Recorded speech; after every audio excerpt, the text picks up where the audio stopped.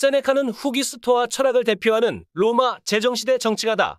그는 1세기 중엽 로마의 철학자, 연설가, 비극작가로 네로 황제 재위 초기인 54년에서 62년에 동료들과 함께 로마의 실질적 통치자였다. 세네카는 위대한 드라마 작가이기도 했다. 메데이아 파이드라, 오이디푸스와 같은 그의 비극은 세계문학에 지대한 영향을 미쳤다. 각설하고 서구 문화권에서 가장 위대한 학자 대열에 우뚝 서 있는 세네카가 다른 사람도 아닌 폭군 네로의 스승이었다는 것은 세계 역사에서 불가사의 가운데 하나이다. 네로와 세네카, 이 두 사람은 교육보다 타고난 성격이 사람을 더 크게 좌우한다는 사실을 잘 보여준다.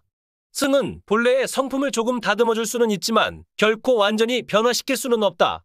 세네카의 아버지는 로마의 기사이며 연설가이자 역사와 수사학에 관한 저작을 몇 편 남긴 작가이기도 했다.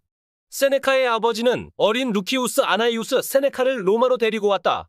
세네카는 스토아 철학자인 아탈루스와 소티온 밑에서 공부를 했다.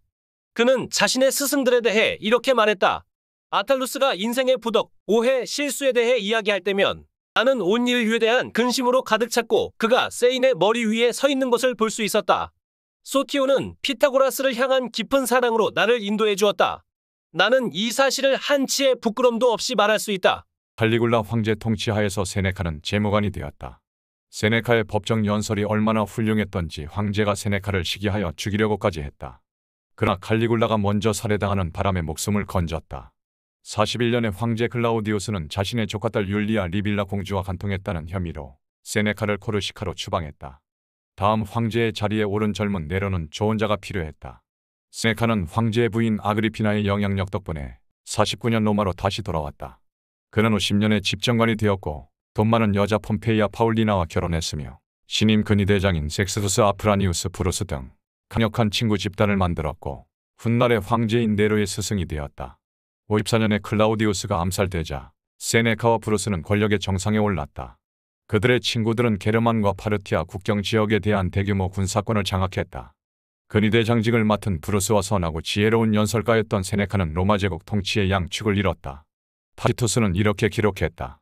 살육이 계속될 수도 있었지만 브루스와 세네카가 이를 막았다. 그러나 브루스는 얼마 가지 않아 죽었고 세네카의 지위도 흔들리기 시작했다. 브루스 역시 네로가 살해한 것으로 알려져 있다. 브루스가 죽자 세네카의 권력이 약해졌다라고 타키투스의 연대기에 기록되어 있다. 결국 무자비한 살인자 네로는 자신의 늙은 스승의 목숨도 노리기 시작했다. 세네카는 이렇게 말한다. 네로가 잔인하다는 사실을 모르는 사람이 있었는가?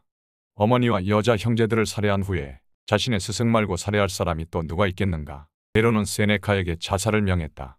세네카보다 철저히 죽음을 준비해 놓은 사람이 있었을까? 황제가 어느 날 자신에게 자살을 강요하리라는 사실을 알기 전부터 세네카는 인생이 얼마나 짧은 것인지 깨닫고 있었다. 하루하루가 소중하며 시간을 무의미하게 허비하는 것이 얼마나 위험한 일인지도 알고 있었다. 그는 루킬리우스에게 나는 하루하루를 내 생의 마지막 날이라 생각한다라고 써서 보냈다. 직접적이고 냉정한 경고자였던 세네카의 인생의 짧음에 관하여 는 사실 모든 사람들이 읽어봐야 할 작품 중 하나다. 너희는 영원히 살 것처럼 산다. 자신이 얼마나 작고 하찮은 존재인지는 깨닫지 못하고 있다. 너희는 시간을 무한히 소유하고 있는 것처럼 허비하고 있다. 한 사람이나 한 가지 일에 자신의 시간을 모두 허비하고 있는 그날이 어쩌면 당신의 마지막 날일지도 모른다. 너희는 죽어야만 하는 존재처럼 모든 것을 두려워하면서도 영원히 살 수 있을 것처럼 무엇이든 욕심낸다. 마치 여행자가 다른 사람과 대화를 나누거나 책을 읽다가 생각지도 못한 순간에 목적지에 도달해 놀라는 것처럼 바쁘게 살아가는 인생은 종착점에 도착해서야 자신이 생의 끝에 와 있다는 사실을 알게 될 것이다. 시간은 소리 없이 우리가 전혀 감지하거나 인식하지 못하는 사이 흘러가 버린다. 그러나 시간은 우리에게 주어진 가장 소중한 것이며 우리가 소유하고 있는 가장 값진 보물이다. 세네카는 이렇게 말한다. 너에게 주어진 인생의 시간은 소리도 내지 않는다. 그 시간이 얼마나 빨리 지나가는지 너에게 아무런 신호도 주지 않을 것이다. 시간은 침묵 속에 흘러가 버린다. 인생을 사는 것처럼 어려운 것도 없다. 그러나 우리는 살아가는 동안 사는 법을 배울 수밖에 없다. 그렇다면 도대체 어떻게 시간을 활용해야 하는가? 어떻게 해야 시간을 낭비하지 않을 수 있나? 세네카는 우리에게 명확한 답을 준다. 인간은 이성을 선물로 받은 존재이다. 사람은 자신이 태어난 목적을 달성할 때 존재의 의미가 완전해진다. 이성은 사람을 향해 무엇을 요구하고 있는가? 이성은 우리에게 세상에서 가장 쉬운 일을 요구하고 있다. 바로 자신의 천성을 따라 사는 것이다. 편안한 상태에서 죽음 전에 자신의 인생을 완성하고 남은 시간 동안 행복한 인생을 소유한 채 조용히 죽음을 기다리는 것이 정말 아름다운 일이라는 사실을 기억하라. 우리는 인생을 작은 조각으로 갈기갈기 찢고 자르고 있다. 쓸데없는 생각으로 이리저리 끌려다닌 당신의 영혼이 안정을 찾고 자족하며 이 순간 소유한 것들, 시간이 지나면 더 이상 필요하지 않을 것들의 진정한 가치를 발견하도록 자기 자신을 소유하기를 바란다.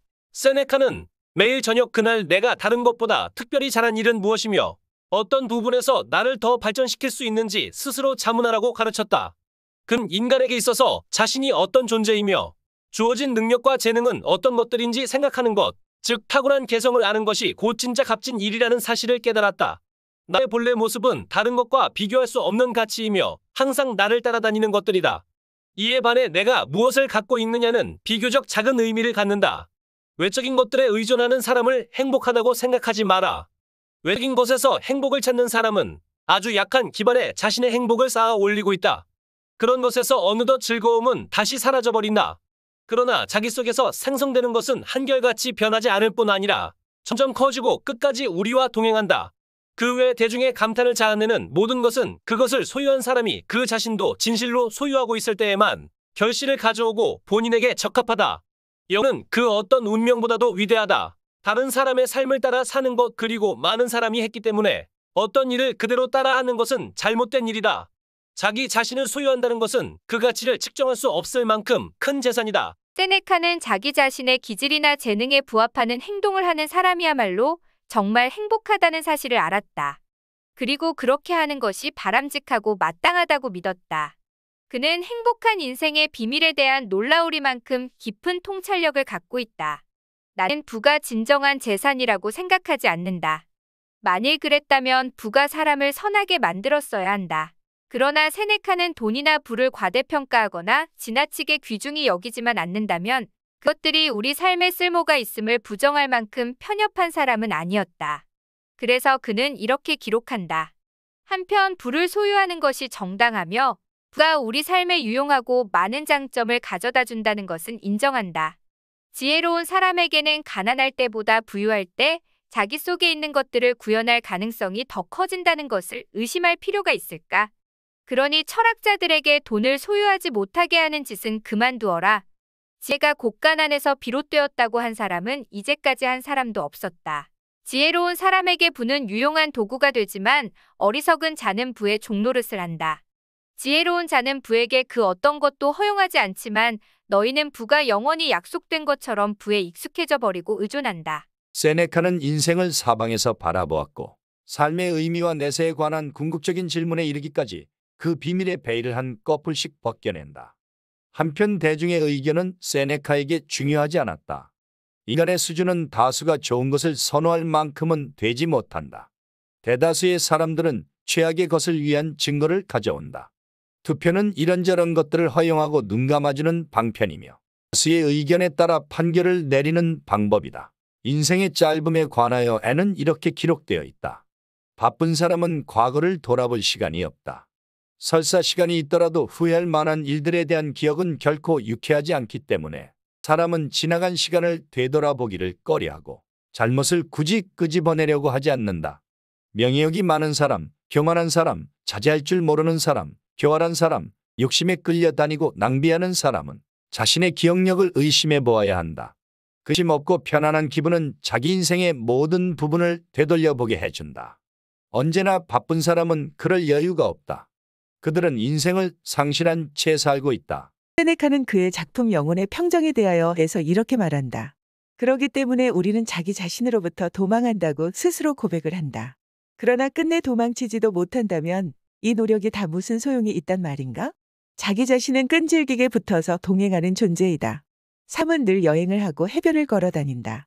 현재의 것을 싫어하는 우리의 우유부단함은 바다로 육지로 우리를 끌고 다닌다. 종종 백발의 노인은 나이 외에는 오랫동안 살았다는 증거로 내놓을 만한 것이 없다. 그러나 머리가 휘어지고 얼굴에 주름이 졌다고 다 오래 산 것은 아니다. 그는 단지 오래 존재했을 뿐이지 진정 오래 살았다고 할 수는 없다. 행복은 자연의 순리대로 사는 것과 일치한다. 우리의 기질과 특성 그리고 근원적 요구들을 허용된 시간 동안 주어진 것으로 여기고 정성스럽게 돌보면서 지나치게 걱정하지 않는다면 자연스럽게 살 수 있다. 덕은 신전이나 포럼, 원로원 의사당에 가면 발견할 수 있다. 그 덕이란 것은 벽 앞에 서 있거나 먼지를 뒤집어 쓰고 있기도 하며 활력 있는 안색을 하고 손에는 굳은 살이 박혀 있을 것이다.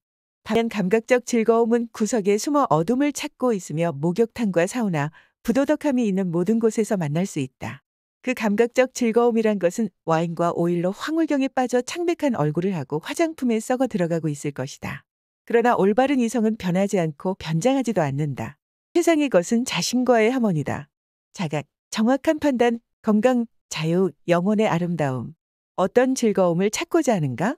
인간의 행복은 절대로 배부름에서 오지 않는다. 그것은 가축과 짐승의 즐거움이다. 따라서 즐거워하는 방법을 배워라. 진정한 즐거움은 진지한 일이라는 사실을 잊지 마라. 양심적인 것은 얼마나 황홀한 일인가. 세네카는 말한다. 삶은 인생의 대부분을 악한 일을 하면서 또는 아무것도 하지 않으면서 허비해버린다. 다시 말해 인간이 원래 해야 할 일들이 아닌 것들을 하며 시간을 보낸다. 우리가 살아온 날들은 죽음이란 자의 손에 쥐어 있다. 너에게 주어진 시간들을 잘 붙잡는다면, 즉 오늘을 거머쥔다면 내일에 덜 얽매여 살게 될 것이다. 인생은 미루다 보면 흘러가 버리는 법. 넌 특정하고 개별적인 정신을 좇아야 한다. 그것으로부터 무엇인가를 얻고자 한다면 그 정신에 가까이 다가가야 할 것이다. 천하의 네로라도 이런 깨달음의 경지에 이른 사람을 겁주지는 못했다. 물론 세네카가 목숨을 무의미하게 버리진 않았다. 자신을 시기하는 자들이 자기를 중상하고 다닌다는 것을 알아차린 세네카는 황제와의 접견을 청했다. 그는 네로에게 다가가 황제로부터 그동안 자신이 황제에게 크나큰 은혜를 입었으며 이 모든 것에 대해 충분히 감사하고 겸손하지 못했다고 고했다. 그는 소유가 너무 많아 감당치 못하겠으니 본인의 소유를 황제에게 바치겠다며 황제의 허락을 구했다. 62년에 브루스가 죽자 세네카는 권력을 더 유지할 수 없음을 깨달았다. 그는 자신의 제자에게 모든 것을 넘기고 인생을 조용히 마감하려 했던 것이다. 그러나 네로는 거절했다. 내가 미숙함과 경험 부족으로 정도를 벗어나 위험에 처할 때 나를 붙잡아준 사람이 바로 당신이요. 당신은 내 힘을 선으로 향하도록 지도해 주었어. 당신의 모든 소유를 내게 준다면 사람들은 나의 욕심과 잔혹함을 두려워한 당신에 대해 이야기하게 될 것이오. 네로는 세네카를 껴안고 입을 맞추었다. 세네카는 고마움을 표했다. 타키투스는 이 장면에 대해 이렇게 기록한다. 이것이 그가 황제와 나눈 마지막 대화였다. 이 대화 이후 세네카는 조용히 속세를 떠나 살았고 로마에 거의 나타나지 않았다. 65년 세네카에게 운명의 순간이 다가왔다. 세네카의 적들은 그가 피소의 음모에 가담했다고 고발했다. 황제는 65년에 30명의 사람들이 네로를 암살하고 피소를 황제로 세우려 했던 일에 가담했다는 죄목을 들어 부군단장 실바누스에게 세네카를 처형하라고 명했다. 세네카는 침착하게 유서를 작성할 시간을 달라고 부탁했다. 그러나 거절당했다. 세네카는 친구들이 울고 있는 모습을 보며 말했다. 우리가 수년 동안 준비하고 연습한 침착과 평정은 어디에 있단 말인가. 그러고는 아내 파울리나를 껴안았다. 파울리나는 남편의 죽음에 동참하겠다고 말했다. 그는 자결하려고 했지만 구조됐다. 그는 꼿꼿하고 침착하게 죽음을 맞이했다. 세네카는 천천히 죽었다. 먼저 칼로 손목을 긋자 피가 곧 바닥에 고였다. 그는 다리와 무릎에 있는 동맥도 끊었다. 세네카는 참을 수 없는 통증을 내색하려 하지 않았다. 마지막 순간에도 기록을 남기는 이에게 긴 연설을 받아 적게 했다. 죽음이 빨리 찾아오지 않자 세네카는 침착하게 그의 하인에게 독약을 줄 것을 요청했다. 나는 이 잔을 나의 해방자 주피터 신에게 바칩니다. 그러나 독약도 효력이 없었다. 세네카는 뜨거운 목욕물을 받고 욕조에 들어갔다. 그는 가장 아끼던 노예들에게 물을 튀기면서 이 물을 구원자 주피터에게 바친다고 말했다. 그러고는 증기탕으로 자신을 옮기게 한 후 그곳에서 질식사한다. 누구도 지혜롭게 살려고 노력하지 않는다. 모두가 길게 살려고만 노력한다. 그러나 누구나 지혜롭게 살 수는 있지만 그 누구도 오래 살 수는 없다.